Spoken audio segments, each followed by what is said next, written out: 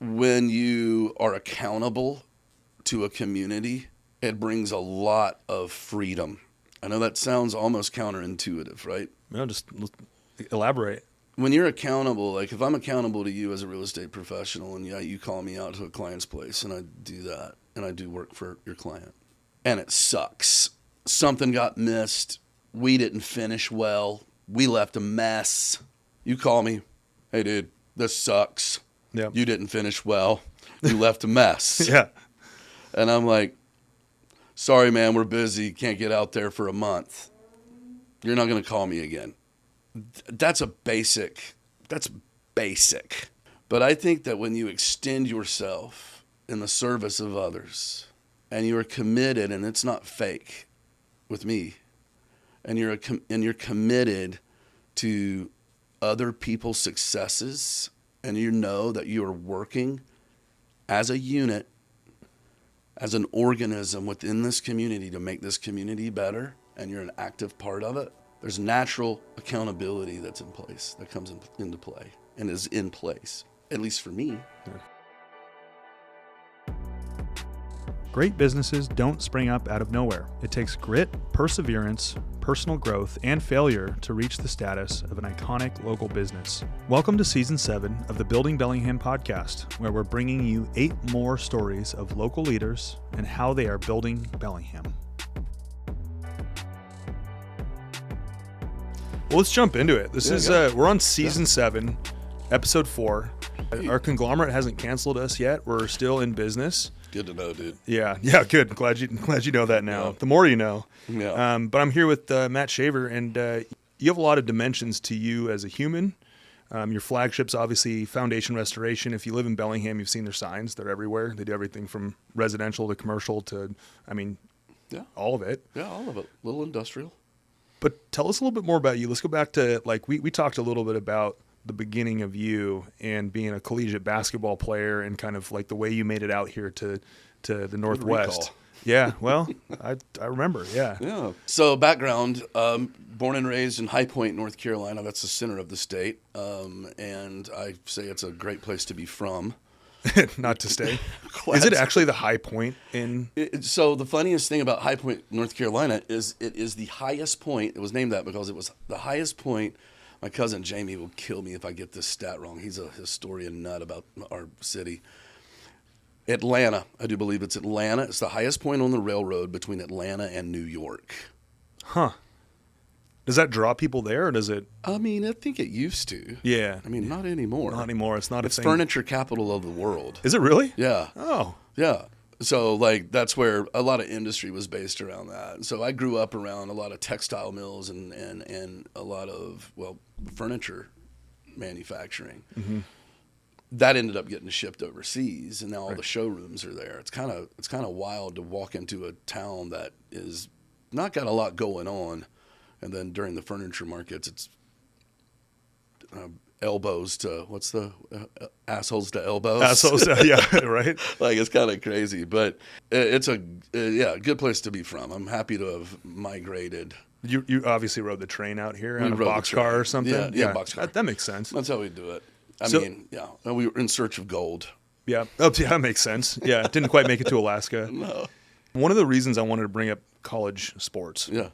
Is because I do think that psychologically it shows you a lot about how to gauge failure, success, self-evaluation, working as a team, being a leader, being led, kind of all of these things. And that translates into, I think, really well into being a business owner. Yeah, absolutely. And it's something that I look for on resumes a lot, right? What were you a part of? What team were you a part of? High school, college? I had the really rare and wonderful opportunity to play basketball at a school called Wesleyan Academy in High Point, and we were a fantastic dynamic team. We won our state championship my sophomore year, we were runners up my junior year, and state champs my senior year. We went 31-1. And the camaraderie that we had and the way that we worked as a team, led by a legendary coach named Brad Ehrman. I can today look back and remember making sacrifices for somebody else, right? And I think that's where it started, is when you work together as a team, you want success for everyone. Right.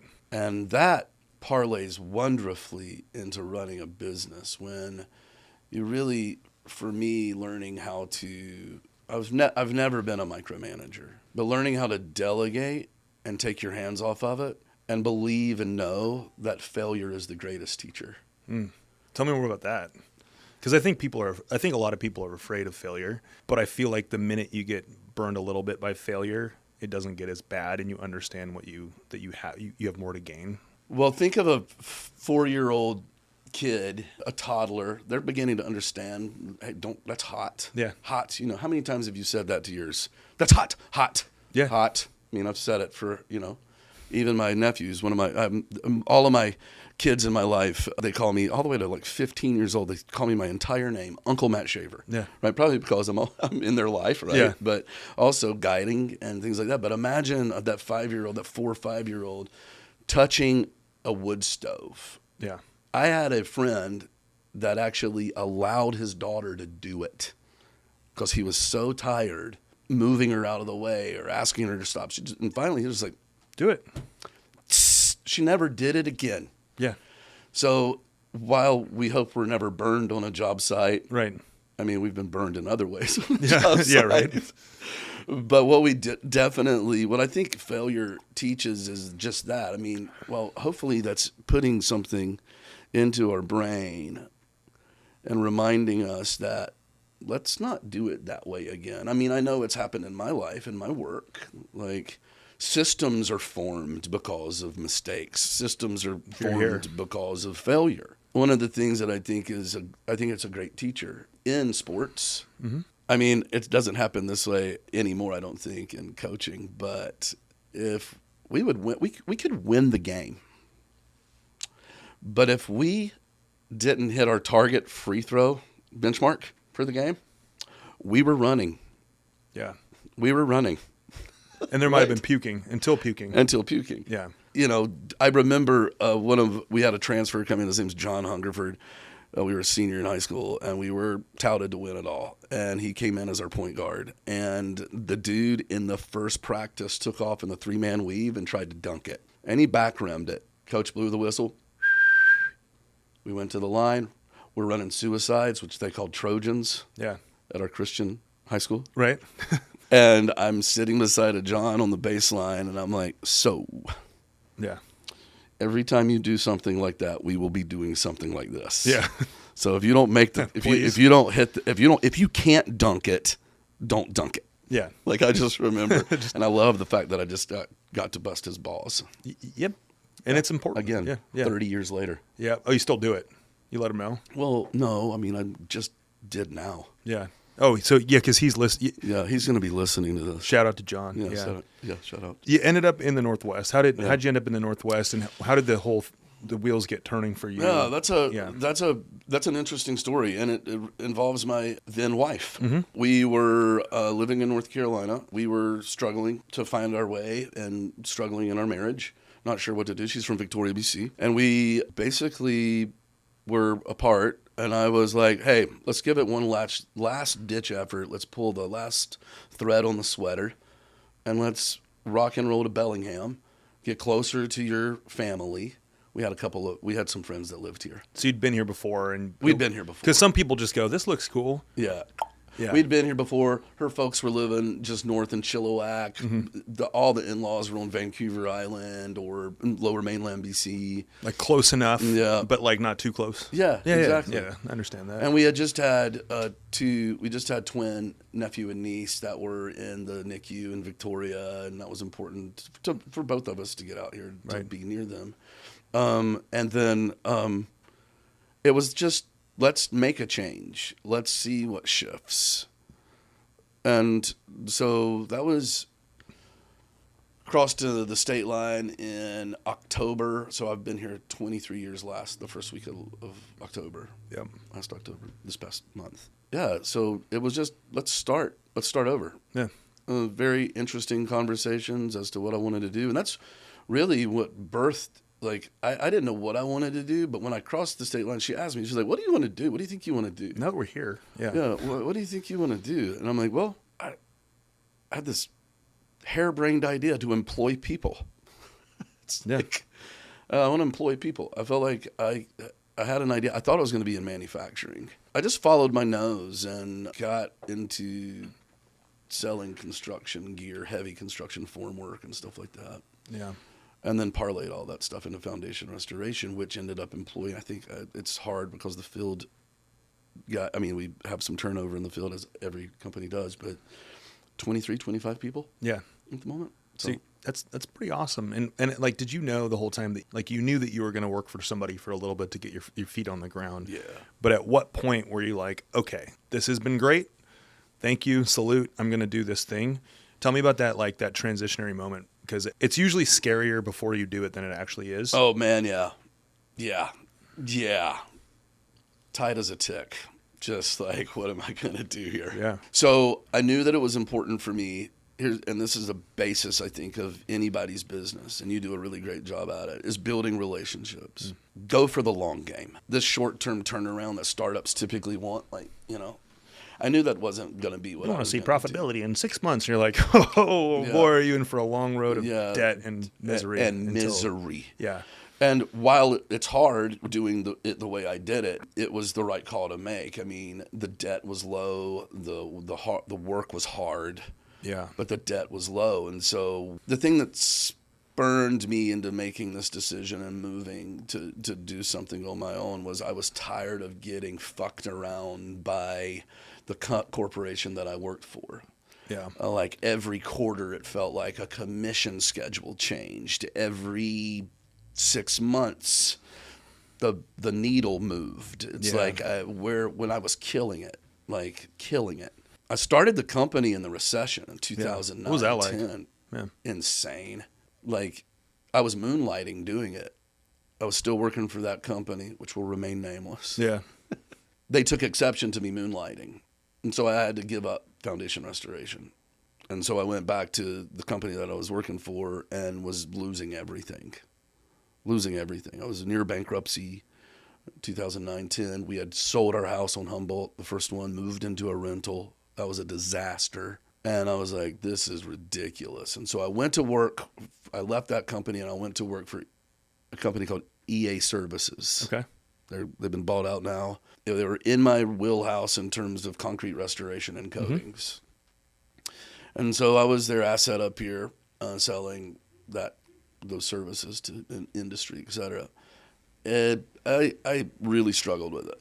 I had traction, but I was really struggling with the way that this was operating. And then it was obvious that they were getting ready to sell. Pumping the right things up and this, that, and the other. Levers were getting moved around, asking for serial numbers on computers, getting assets and inventory together to rock and roll. And so I was like, okay, I've been around it a few times, so I was like, I'm aware. But my relationships had been intact, right? I had sold for so long into this construction community and have just wonderful relationships with the likes of Mike Graham, dear friend, and Dawson. Cheers to Mike. Yeah, cheers to Mike. Mike's an amazing human. Hey, yeah. Cheers, Mike. Cheers, Mike. Kindness.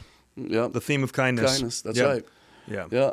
I love, we share this adage. He taught it to me. It was like, don't let my kindness, what is it? Oh man, I'm screwing it up. Don't mistake my kindness for weakness. I love that.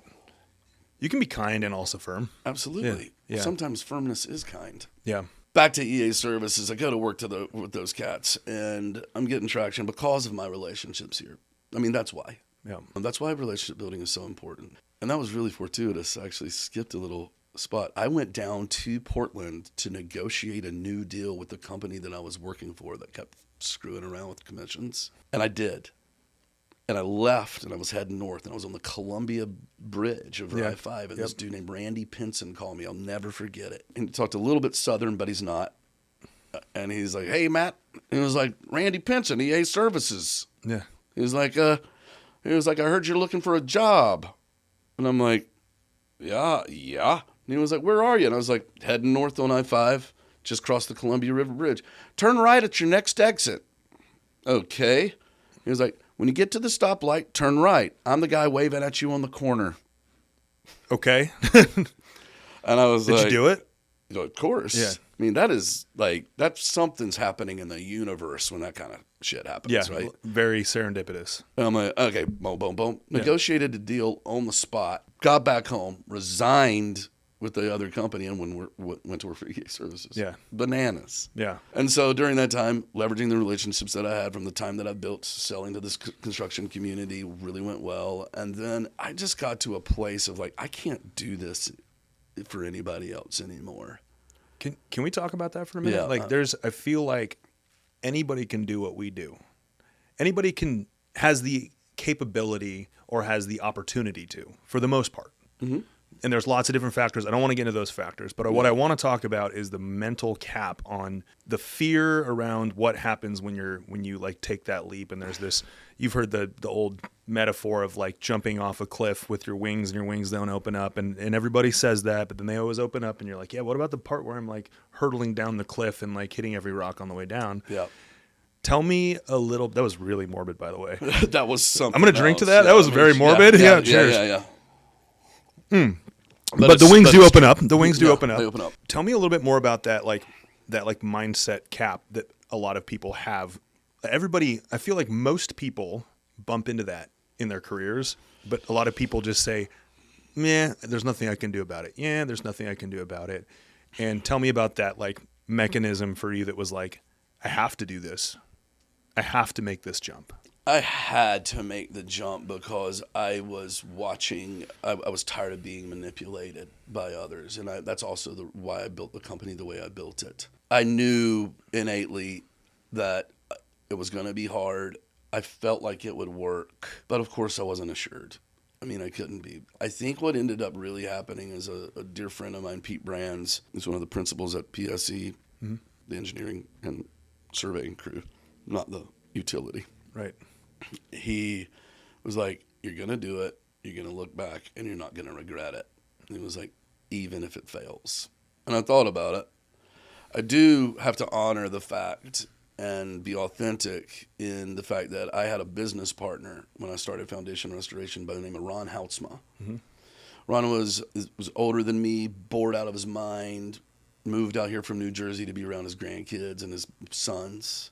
And we started this thing moonlighting. I'd look at the work and he would perform the work. Bigger jobs, we would do it on the weekend. When I left it, he kind of kept it trickling along. And when I came back to it, and this is wings, and I said, hey, let's blow this up. And he said, okay. And he was like, but Here's where I'm at. I'm not giving you your shares back. I'll pay you a salary. We took out a loan as a company. He took out the loan. Because he was the principal owner at this time. And then I was going to buy back shares from him in X amount of years. That time came and it wasn't really shaking out. It wasn't happening. And so I bought him out. That's when the pucker factor went to like 2 millimeters. Let's define the pucker factor for those of you out there. There's a lot of moments in our life where we go, it's a very real and very tangible and very kind of lizard brain moment, because we live very comfortably. Even if we're not in a very comfortable situation, most of us live with a lot of comfortability. And then there's these moments that we don't feel as much as we have as society has felt over years and back to the caveman days, right? So like, what is the pucker factor and what are your options? Adrenaline is huge, I think, when you're starting a company or starting a business. You have to use everything you've got. One of the things that I remember fighting and clawing for was I had this determination when I bought Ron out with my buddy Finn and then later bought Finn out, is that we would never miss a paycheck. Yeah. We're the last ones to get paid, right? I mean, that's just the truth. And it should be the truth. And Are you talking about Finn Magelson? I am. Yeah, Finn's a great guy. Finn Magelson, yeah. He's my partner, dear friend, love him. Yeah, great guy. Brother. Yeah.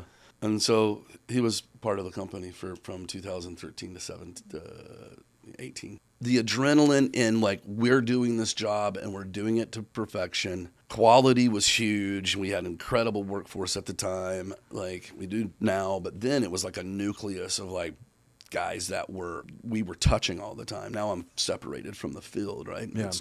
But it was just intense. I mean, we were gunslinging. And I think that's something that was really important for us to embrace early on, is that we really needed to take every opportunity and we needed to hit bullseye. Yeah.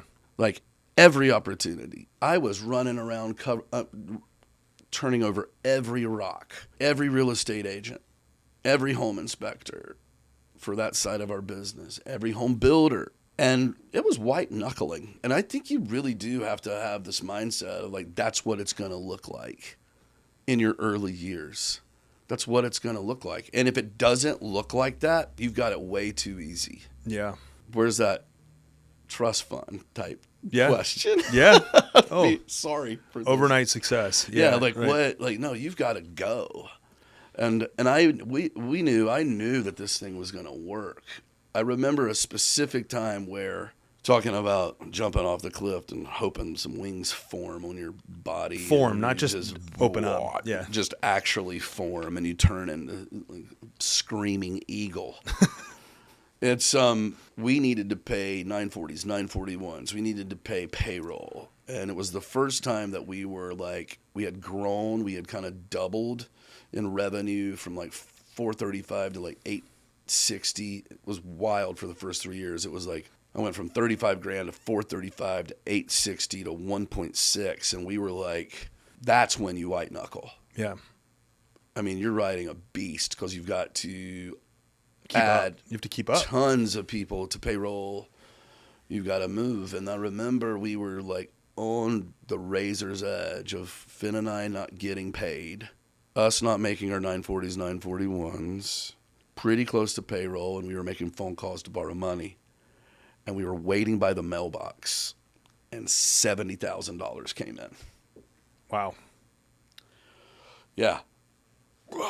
Called our accountant. It came in. She paid everything. I went to the bank, deposited this thing, and then we went to probably the Copper Hog when it was still around and had a beer. Hey, shout out to the Copper Hog. Yeah, I know.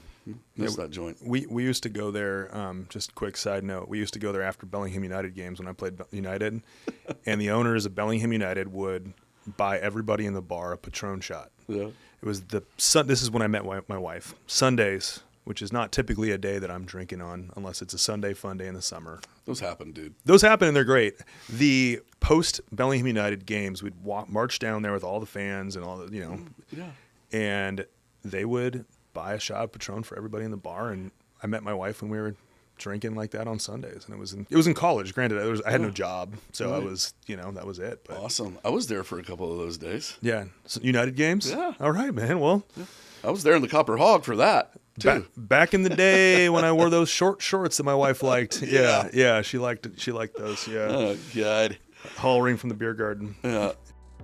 Hey everyone, it's Taylor, producer of the Building Bellingham podcast. Not only do we create a community podcast, but since 2021, we've produced our team's other community platform, Live Bellingham Now, where we highlight new local businesses, try out iconic favorites, and keep you in the know about all things happening in the city of subdued excitement. Check us out on Instagram or Facebook at Live Bellingham Now, and be sure to subscribe to our monthly newsletter.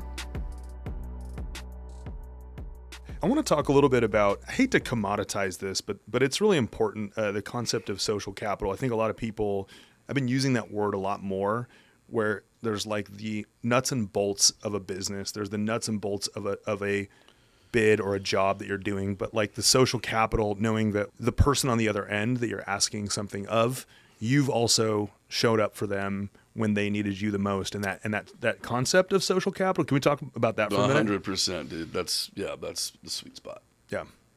That's the sweet spot. I mentioned it earlier.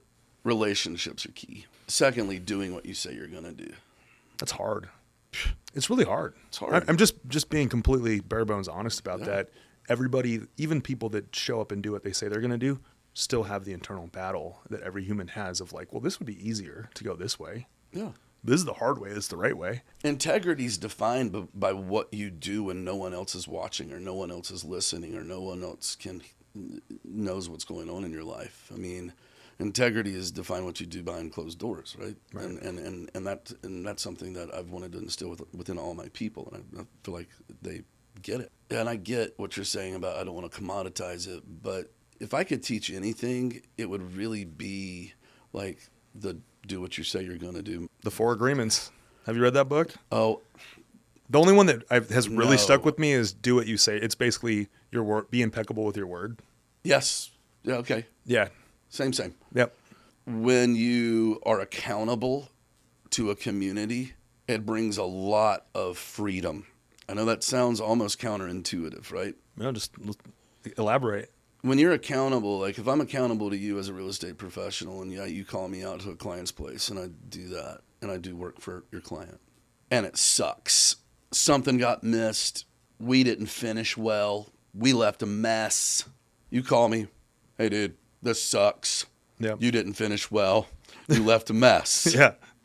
And I'm like, sorry man, we're busy. Can't get out there for a month. You're not going to call me again. That's basic. But I think that when you extend yourself in the service of others and you're committed, and it's not fake with me, and you're committed to other people's successes, and you know that you are working as a unit, as an organism within this community to make this community better, and you're an active part of it, there's natural accountability that's in place, that comes into play and is in place, at least for me. Yeah. What am I going to do if we waterproof a RAM construction job and it leaks? We're going back and we're fixing it, Yeah. regardless of cost. I think that a lot of people just ignore that importance of, like, that's part of social, that's gaining, that's putting credits in the social capital bank. Love your neighbor. And I think the other piece to recognize is that a good business owner or a good employee is going to do their best to do it right the first time. Yep. But we're all human and things don't always happen perfectly. Totally. My mom always told me it's important to prepare for what happens. It's not even as important about what happens. It's because sometimes it's out of your control. It's about what happens next and how you handle the aftermath of that thing. And that's really stuck with me, is like, oh, I'm imperfect. There's so many things I suck at or I'm not in the right mindset for. And, Totally. And I make a mistake. And if it's my fault, I own it. You got to own it. You got to own it. Yeah. And when you don't, that pisses me off a lot about what's going on in the world right now. Yeah. Yeah. We will not go there. Yeah. With that said, we know. We won't go there, but we know. Yeah. But with that said, like, I was working for a company. I sold a metric boatload of what's called form ply to a job. It sounds exhilarating. It's exhilarating. Well, it was exhilarating to me because how much money it made me. That's fair. Truckloads. Yeah. And it was at the AIC building at Western Okay.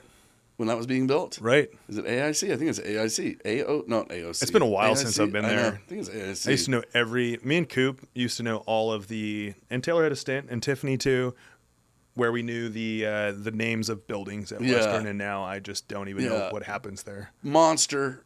I believe education happens there. Yeah, education happens at Western. Is that a safe assumption? Typically. Yeah. Okay. I mean, I don't know what's happening these days, but Yeah. I was helping build that thing, and I mean truckloads, $200,000 worth of gear. Old school superintendent named Dick O'Brien.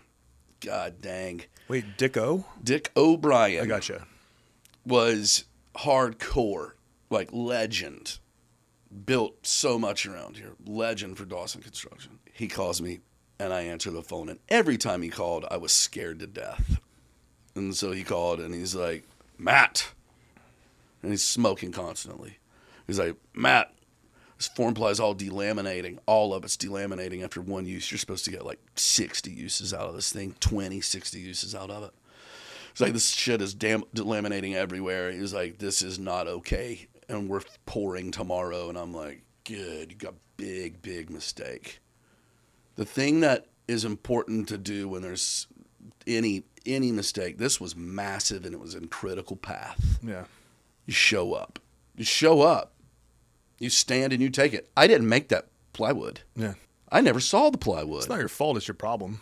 It's my problem. Yeah. You got to go own it. I had to get it I got to a place where I had I called my VP and had him come up from Portland the next day. We need to make a stand on this, and we need to call the manufacturer. We need to get something turned around quickly. I was able to do that within that hour and get other stuff coming. But you own it, and you want to talk about getting cussed up one side and back down the other by a dude that's literally a foot shorter than you. I feel like people that are shorter than you are scarier. Yeah. I mean, my wife's pretty scary sometimes, and she's shorter than me. She can be. She's a sweetheart. She's my best friend, but she's Norwegian. She's got Viking blood. Oh, yeah. She got Viking blood. Oh, it wasn't a backtrack. She knows. We've talked about Viking blood. Yeah, Viking blood exists. Viking blood is real. Viking blood exists, and it courses through her veins. Yeah. She's a mama bear. It's real. Yeah, it's great. Yeah, Finn Moggelson is half Irish. Half Irish. My partner, dear friend, half Irish, half Norwegian. That's a dangerous combination. Oh, yeah. Yeah, strong blood. Strong blood. Strong blood. Finn, shout out to you. Yeah. He's not going to watch this shit. I'm going to send it to him. Okay, send it to him. Let's kind of pivot to like the growth of the company because you have, and I'm just going to put this little seed out there. At what point do you start managing a band? And then is this because you can't not do all these things at once. So you put that seed out there, but this is growing. Yeah. Tell me about the scaling of the company and what is that path like? In 2018, I bought Finn out and then really knew that I had to really develop the nucleus, the management. And so I was really fortunate to have engaged with Sarah Murphy-Kangas, who's a business coach in town. She's a dear friend now and was absolutely instrumental in development of my management. We worked really hard at systems. We worked really hard with getting to know how each individual works and how we could work as a group. I will tell you that I think in the last 8 years, it's been 8 years, that it was the single most important thing that I did. Business coaching. Yeah. Why don't more people get coaches that are, like, especially people that have a good idea or a good business, or like is it like pride or is it? It could be. Yeah. It could also just be that they don't know that they're there. Mm-hmm. Right. I mean, walking through difficult circumstances, be it a buyout of a partner that you loved, or growing your team to a place of proficiency, efficiency, and having camaraderie along with it. Right. You know, the whole adage of work hard, play hard, and knowing that we're talking back teams a little bit again. Right. Like knowing that we're together and we have the best interest of each one of our people embedded in our heart. And so having someone come in and really dial that in over sessions and over time and team building was really monumental. That is when I began to really see my people click and know that they had it. I am gifted and am so in turn grateful and lucky that I have the staff that I have. How do you find good people? I mean, honestly, I think sometimes it's better to be lucky than good. And I think a lot of So it I take has it you to play that. golf sometimes? I used to, dude. Yeah. I'm not lucky or good. Oh, damn. Usually you get one or the other. Mm-hmm. I never heard of somebody getting neither. No, it's me. Yeah. Yeah. In my 20s, I did okay. I mean, I played all the time in North Carolina, but no. Yeah. I think intuition really helps with hiring good people. Like having a good judge of character, knowing who they are. My vice president of operations and general manager is Morgan Longwell. Mm-hmm. He was a gymnastics coach when I hired him. He was a gymnastics coach. That's what he was doing. But what were some of the characteristics that you saw? He was team huge. Yeah. Right. Worked his ass off. Absolutely incinerated data, information, technical information. Had an acumen that was built for it. And he really, really cared about his coworkers. And as he grew in that role, it was obvious that he's running this thing. When he started getting the phone calls about technical application of below grade waterproofing on the buildings that you see going up vertically around here the last 8 years, and I wasn't getting the phone calls, I couldn't be the front man of the band anymore and this company be a legacy. I couldn't. How do you detach from that? I think that's something that we see. It sounds like we run our companies very similarly in the sense that I would love to, like, everybody that has a specific role here at our company owns that role. Why do you think it is that there are companies that have a hard time for like the owner to like step aside and say, wow, this person's better than me at this. And that's good. That's a good thing. That's a great thing. You don't want to be better at something that you're not great at. Ego, dude. That's a problem. If you're better, or you think you're better at something than somebody else, that's a problem, right? It's ego. It's founder syndrome, whatever you want to call it. What's founder syndrome? Tell me about that. When you're like, often you hear that word when somebody's trying to sell a company. It's been valuated at $2 million, but they want $10 million because they did $10 million in revenue last year. And they're like, no. No. Founder syndrome. You think it's inflated. You've inflated the value of the company that you've built. I think ego is one of the reasons why people can't let that stuff go. Moving away from the day-to-day minutia and responsibility as founder from Foundation Restoration has not only given me life and the ability to do some of the things that we've talked about and we'll talk about, but it's also enabled my people. And what I've seen is the company go, I mean, they came to me. One of the reasons why I stepped into a different role within the company is because my people came to me and asked me to. What was that conversation like for you? Was it humbling? Was it like, or was it very, like, was it a no-brainer? It wasn't a no-brainer. Okay. So you still have attachment to it, right? And I'm still attached to it. And I still vision cast, and I still look at everything from 30,000 foot views. I deal with legal, I deal with hard sales, I close stuff when I need to. What's it like? So my dad died of Parkinson's in 2020. And I tell this story because it was in this moment. I had two things happen to me over the course of 3 years that shaped the way I wanted to do work. My dear friend John Greenwood died suddenly after battling a couple months with something horrible. It came out of nowhere. That family's one of the partners in Kolshin Brewery. Mm-hmm. Kolshin Brewing. He died, and he was my confidant, mentor. We weren't that far apart in age, but he had done it, man. He had done it. And then my dad was diagnosed with Parkinson's. He died in 2020. I was gone for about 3 months during that time. My guys came to me, my controller, my VP of finance, Michelle, came to me, and she's like, hey, listen, we want to propose a 3-day work week to you. And I was like, I was like, I was like, tell me about that. I was like, we twist your mustache a little bit, let's hear about this. Let's hear about this, Michelle. I mean, I heard it, and I was down. But I was also like, what am I going to do with my time? And I didn't know really what to think. It took me about 5 months to get there. So I disattached and I did it. And when I did it, I realized they don't really need me on Tuesday either. Yeah. I'm in their way. They can call me. I mean, on the phone. I mean, guess what? We were just talking earlier before we went on air. It's like I can do an immense amount of work from that phone. Yeah. Yeah, both a blessing and a curse, but it's a blessing. And so I just kind of released it. And I've been challenged recently to, like, there's certain things that I need to come in and grip and get a hold of. And so do you feel like you kind of like, you took the message and then you went like, okay, cool, I'll do the three-day work week.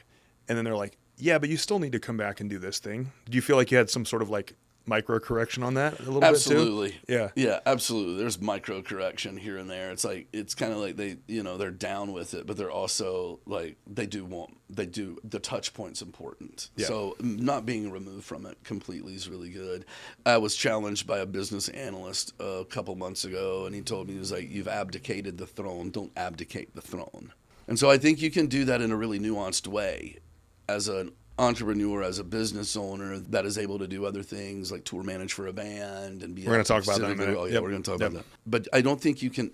I think you can stay on the throne, and I get what he was saying. I don't love that terminology, on the throne. Yeah, you're sitting. You there, standing in the shadows. We're all kind of sitting in thrones right now. You've got a brown faux leather throne. Taylor's got the gray upholstery. Have we both got yellow thrones? Yeah. What does that mean? I like it. I don't know. It's gold. It's gold. I think we're on a podcast in 2025 at the shitty intersection between an East Illinois Meridian, and we are owning this moment. We are.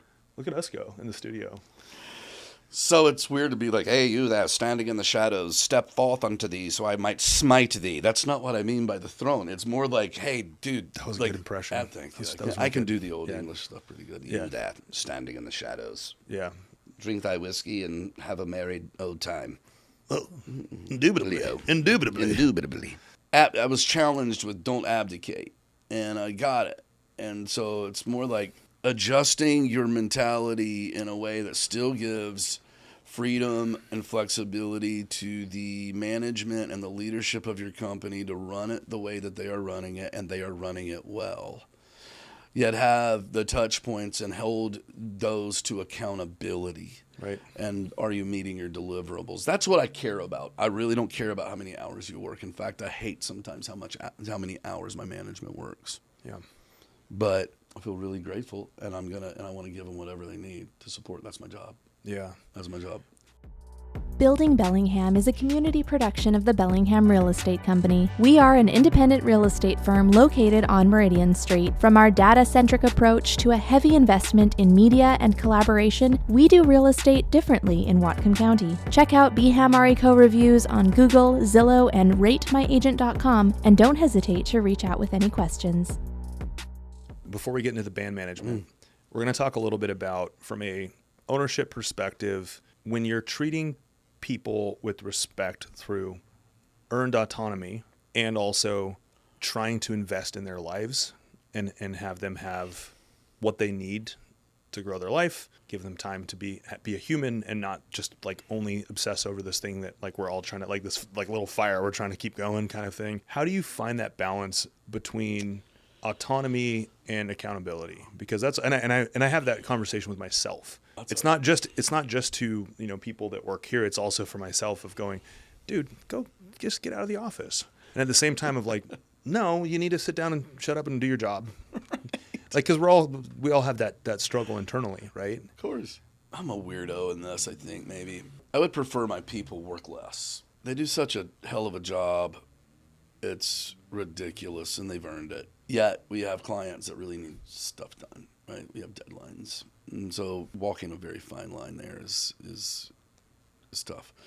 When it comes to autonomy, I want to give it, and I do a very good job of that. I struggle in the accountability department.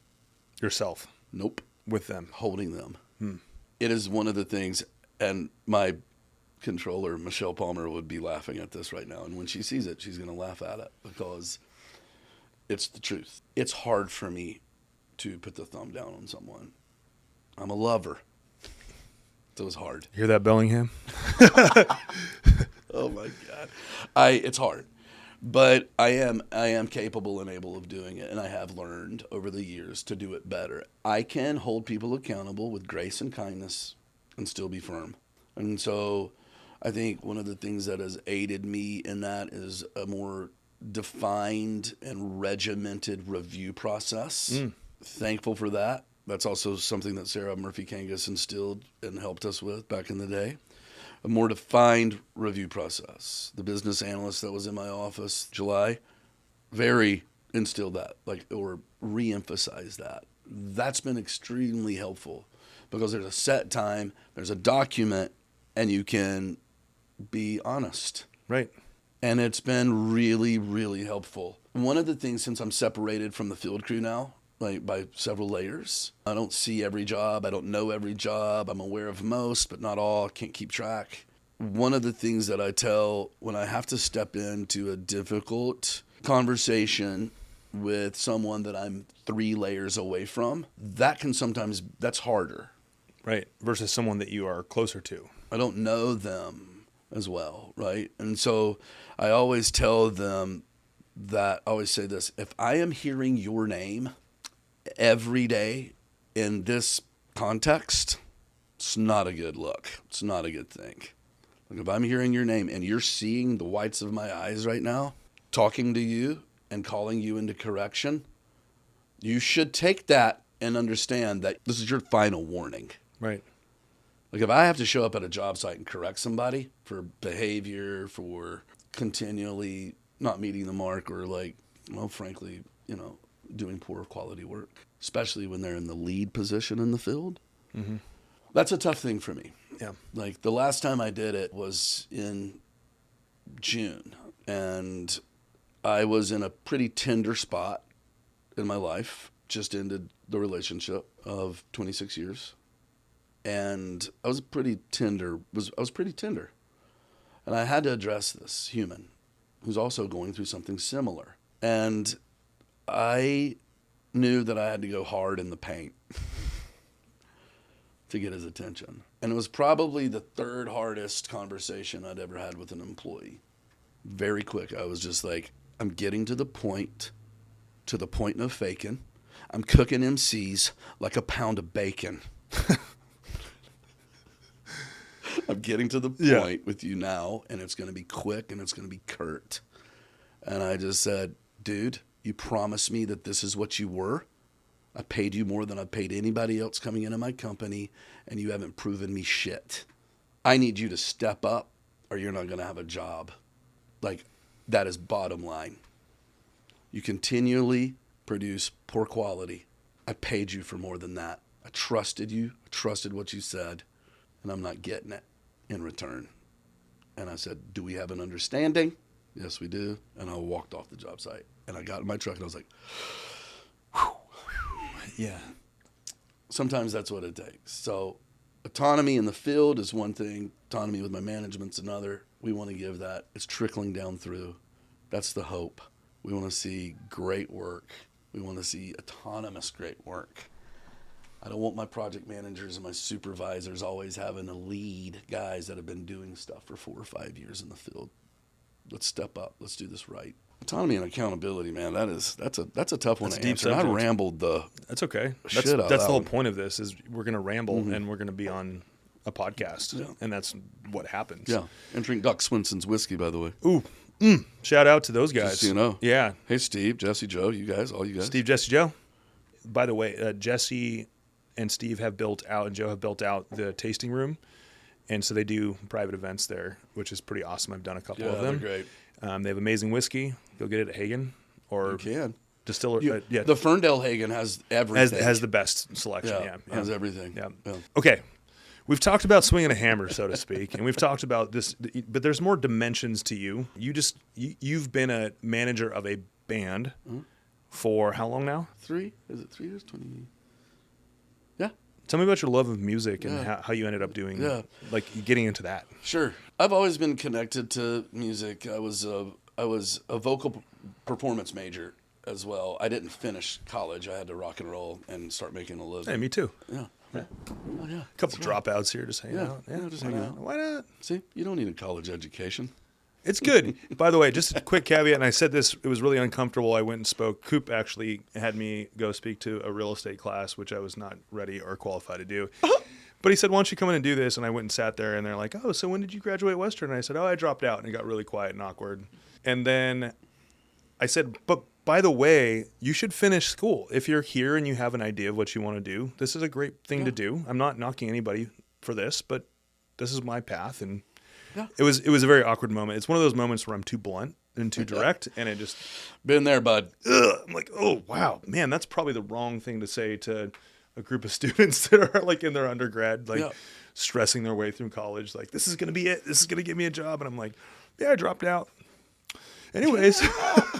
It's you know, I mean, you can make it. You're in less debt. I have no debt from college. Yeah, exactly. Yeah. No. Band. You music. Were a vocal. So vocal performance major. I was singing early on. VPM, is that what it's called these days? I don't have a vocal performance major. Maybe VPM. Yeah, I think we're gonna call it. You were a VPM. It sounds cool. It's an acronym. Okay, I like it. Yeah, acronyms are cool. That's what I was doing along with some business stuff. I mean, it was a shit show, frankly, in college. I shouldn't have ever gone to in the first place, but I did. But I was always involved in music. Started singing at a really early age. Me, my brother, my 2 cousins, Dalton and Jamie, started learning to sing harmony by listening to the Beach Boys when we were like 10, 11. So we were really always involved. I'm the only one really in my family, the dudes in my family, my sister plays guitar. I'm the only one that doesn't play an instrument. But I did notice that you do. Is it Mongolian throat singing? Oh, can you do a little bit of that? Just for my mom, because she's listening. Okay, sure. Just maybe my dad. I don't know whoever's listening to this, but you're really good at it. And I'm not just saying this. Warm up. Okay, we'll throw this in there, Leo. Great. You got it. Told you I'd throw you on the spot.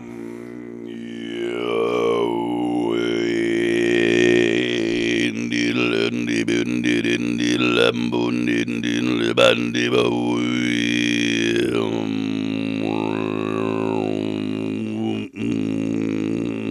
I'm running out of breath. Hold on, one more. We'll do it like this. I'm going to go to a different.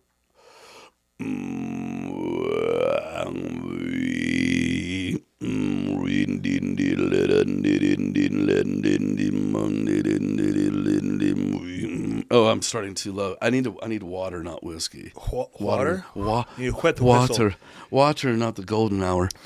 Dude, that's But really cool, though. We can kind of, it gets, when you warm up, that's how I warm up, by doing the. Gets your vocal cords going. Yeah, and then I can open it up. Probably don't have time to do that here. It takes about a minute.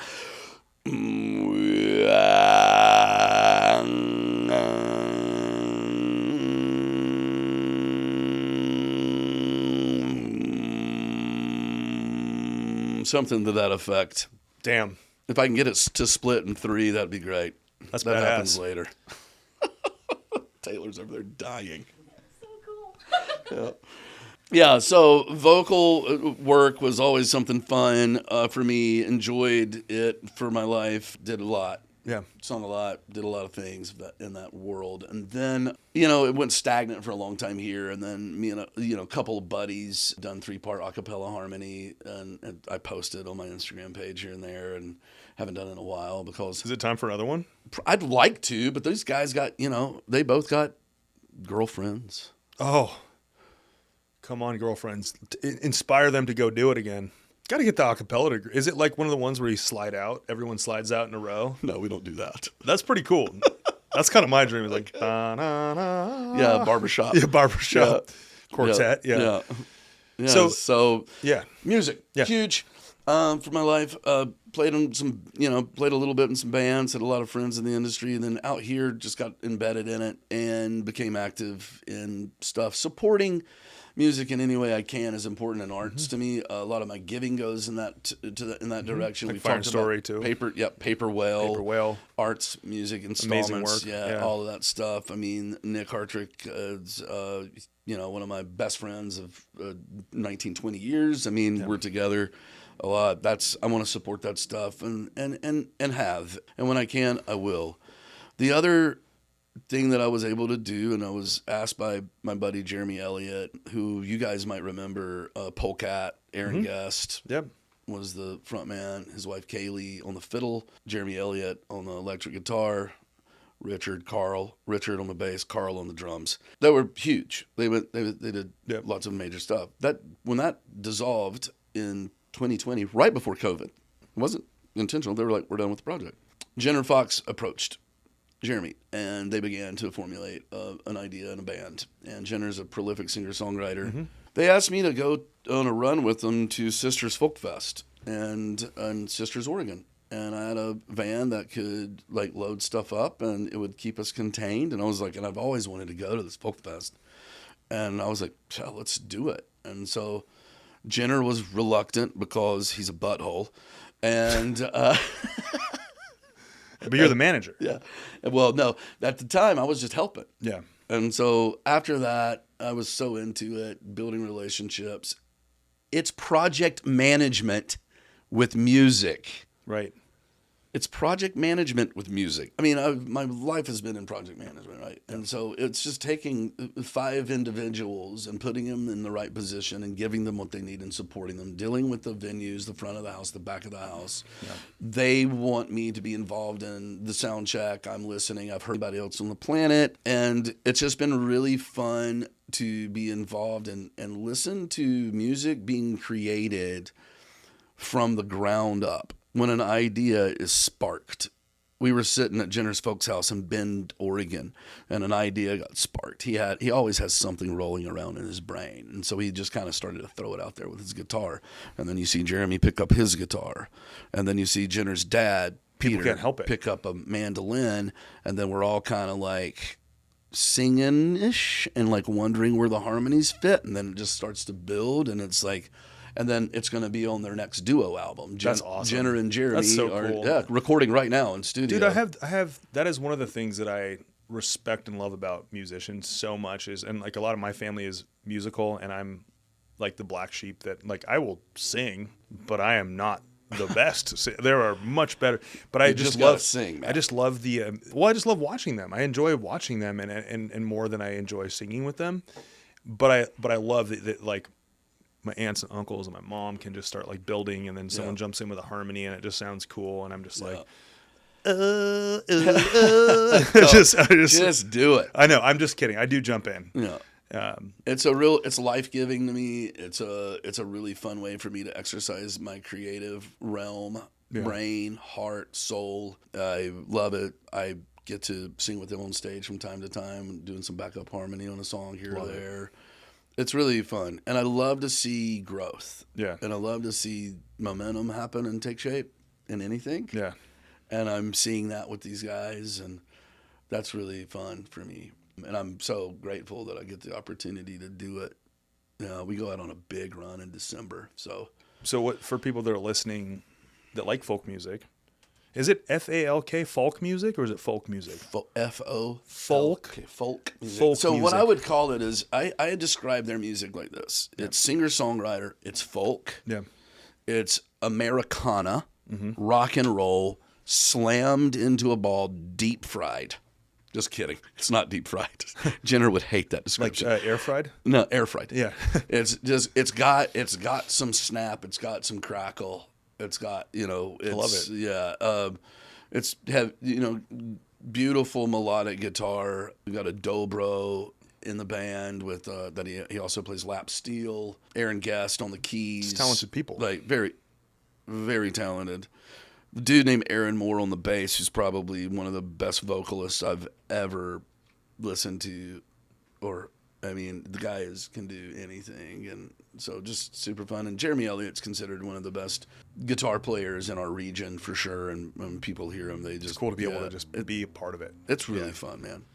And I'm thankful that I'm able to do that, and I'm thankful that the company, its success, has allowed me to spend some time. It's given you that ability. The 3-day work week that your team kicked you into allowed you to do that. Yeah. I kind of want to finish this all up. This has been a great conversation. We've already talked before, and we knew how this was going to go. Yeah. We're a couple of pirates. It's going to be a great conversation. But thanks, Jesse. Yeah, thanks, Jesse. This is delicious, and it goes down smooth. just a little bit of a nip on the way down, and reminds you that you're human. Grow some hair on your chest, all the things. All of it. Yeah. What are some of the things that you love about Bellingham? Because you kind of made a decision to be here because of the geographical positioning to where you wanted to be and family and whatnot at the time. What are some of the things that have kept you in Bellingham that you just love about this funky place that's just got character, it's got personality, it's super weird, but it's super awesome? And yeah, number one, it doesn't take much thought, is community. Yeah. I am thankful that in my life I have had wonderful friendships, right? I still have lifelong friends that literally, womb stuff from the womb. Like my mom and her best friends had babies, and we are still friends, and I'm thankful for that. But in terms of the depth of relationship and community that I have here with people, I feel like it's an embarrassment of riches. Some of my friends my brothers are some of the most brilliant human beings I've ever been around. We've touched on Nick, we've touched on Jeremy, we've touched on Jenner, we've touched on, my buddy Chris Morgan has one of the best highly rated podcasts in the country called The Wild with Chris Morgan. And he's here. He's our number one competition. Just kidding, Chris. You're number one. You are number one. He's ticked I'm on this thing. Is he really? Oh, man. Let's get him on here. Let's have a podcast. Man. Oh, my God. He's probably terrified of we're just we have got such a big momentum here. Just guys like Seth Vidania that run our climate action plan in Bellingham. Nate Rice, who actually wrote the thing. It's just like Scott Belton, who runs our Wacom Housing Alliance and is totally invested into this world. Honestly, the list can kind of go on and on. Artists, musicians. I feel really like less than. Not really, I don't feel that way. But I feel like when I look at their brilliance, I'm just like, these cats are massive. But I think what really separates that is just our dedication to one another and community that we have. That's the number one thing for me about this place. Mm-hmm. Is I will not leave Bellingham because of that. Right. The other thing is just I'm a stakeholder in downtown. Yeah. Like I'm gonna whatever that takes to see that go through. I'm mystified, disappointed, and all the stuff happening on the port property. Yeah. That's the truth. Yep. Struggle with that mightily. Talk about that with peers all the time. I would love to see that happen before I turn 60. Yeah. Which is in tomorrow. 19 years. Just kidding. Sorry, you're not Grandpa Matt Shaver. You're Uncle Matt Shaver. So I have my heart for downtown and its success is significant. I think the other thing that really, really keeps me engaged is art. Yeah. And whatever you want to put that, and however you want to, whatever that is to you. Yeah. Like for me, it's music, it's art, it's investing into what we're doing. It's really important to me to see a city thrive, and I'm thankful to be able to support stuff like that. But I'll never leave this place. Yeah, same. Yeah, we've thought about it. Yeah, I have too. Like for a year. Yeah, maybe going and living in Colorado for a year, but we flew back. Here's a funny story. We go out to visit my friends in Denver, our friends in Denver, and we're like, oh, yeah. It was before the company started. I was like, should we just like come out here and live for a year and like just live near them and have a good time and blah, blah, blah. And then we flew back in over Mount Rainier coming into Seattle, which is the worst airport on earth. Yes. But flying over Mount Rainier makes you go, oh, I don't need to go anywhere. We can travel places, but let's just keep home base here. Dude, I just got back from Denver. Yeah. Right. And I lived in Colorado for 2.5 years. It would be the number. It would probably be, that's where I would go. Like, that's where I'd head to. It's not going to happen. Yeah. But that's where I'd go. But I hear you. Get out of here a month, 2 months, 3 months, but that's it. Yeah. Come back here because this place is amazing. Yeah, I know. I love it. We're getting ready to go into the doldrums, We're getting ready to get hunkered down. Yeah. Ramp up that vitamin D. Yep. Ramp Happy up lights vitamin and D. put sand on your office floor. And do that. Wear sandals when it's 40 Grab degrees some out. Doc Swinsons. Grab some Doc Swinsons. Sit around a fire and hope that the good Lord comes. But there's a special thing. You know what? As much as we complain, and Taylor, I'm wrapping this up, by the way. Oh, she's blinking the red light at me. For everyone listening, Taylor's blinking a rainbow light at me. Oh, is that what that means? Oh, yeah. That's his signal. She's trained me. It's like the dog whistle. She could do the Caesar. So that means we have 15 more minutes. Thanks, Taylor. So no, we'll wrap it up. But I think there's something special about the summer and the spring here. It's magical, and also there's something that's like very kind of primitive about the darkness and the fire and the warmth and the like. For some of you out there, pumpkin spice lattes, which they're delicious, but they've been over commoditized. You don't like them? No, dude. Come on. Pumpkin stuff. All right, we're going to debate that at a later time. Anyways, Matt, thank you for joining me on the podcast. We've been talking about this for a long time. Every time we bump into each other downtown, we've talked about this, and I just appreciate it. I'm glad we did it, man. Thanks for having me. Yeah. Really. Thanks for listening. Thanks, y'all. Don't ever listen to it again. No. Don't come back. We won't do it again. Ever. Matt, we're closing it down after Matt. Okay, bye.